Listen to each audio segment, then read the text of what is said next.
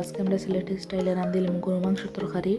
So ফার্স্টে খট্টার মধ্যে লইলাম আমরা সব ধরনের মশলা, মরিচ গুঁড়া, বাকর গুঁড়া, হলুদ গুঁড়া, পাঁচফোড়ন এবং জিরা গুঁড়া। আর অন্য সাইডে আমরা পেঁয়াজ, তেজপাতা, রসুন বাটা, আদা বাটা, মিক্স মশলা দেখরা। সো সব তো আমরা রেডি করবো। রেডি করার পরে অন্য সাইডে দিয়ে আমরা তেল গরম করবো বাড়ির মাঝে মশলা বিরান করার লাগে। মশলার মাঝে আমরা দিলাম ফোলা পেঁয়াজ এবং তেজপাতা, গরম মশলা। আস্তে আস্তে অন্য সাইডে চুলার মাঝে আমরা গরম মাংস লাগে গরম পানি করবো। আর পেঁয়াজ গুণ বিরান হওয়ার পরে দিলাম রসুন। আর রসুন বালাইলে বিরান হওয়ার পরে আমরা পেস্ট করিয়া আর দিলাম আদা বাটা দেওয়ার পরে রাখা পেস্ট আমরা দিলাম। দেওয়ার পরে মশলাটা বালাই কষাই, মশলা যত কষাইবা তত আপনার রান্নার মাঝে টেস্ট আর কালার সুন্দর আইব।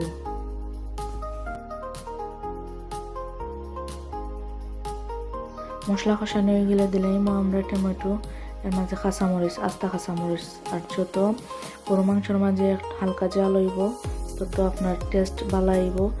আর স্বাদ মতো লবণ দিলাইলাম সরা দিয়ে রাখিয়া।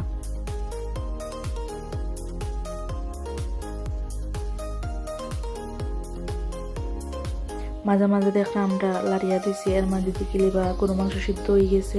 দই লিমু গরু মাংস। আর গরু মাংসের বালায় দইবা, কারণ এটার থেকে অনেক ব্যাকটেরিয়া বার হয়েছে। আর পরে মশলাও কষি গেছে।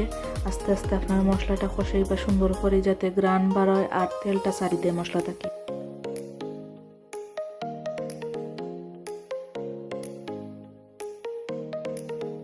আপনারা দেখছেন অনেক সময় মশলা কষানির পরে আমরা দিলাইলাম গরু মাংস।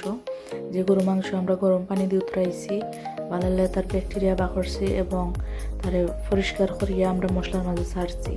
মশলার মাঝে ছাড়িয়া এটারে বালাইলে উপর নিচ করবা, করা পরে দেখবা কিছু সময় পরে আপনারা পানি বার হইছে। সো পানি বাড়ানোর পরে পানিটা শুকানির পরে আপনারা স্বাদ অনুযায়ী আপনার লবণ কিংবা টেস্ট করবা, দেখবা সব ঠিক আছে নি, পরে আপনারা জল দিবা আপনার কোয়ান্টিটি হিসাবে। তো দেখে লইছেন আপনারা স্বাদের গরু মাংস সিলেটি স্টাইলে।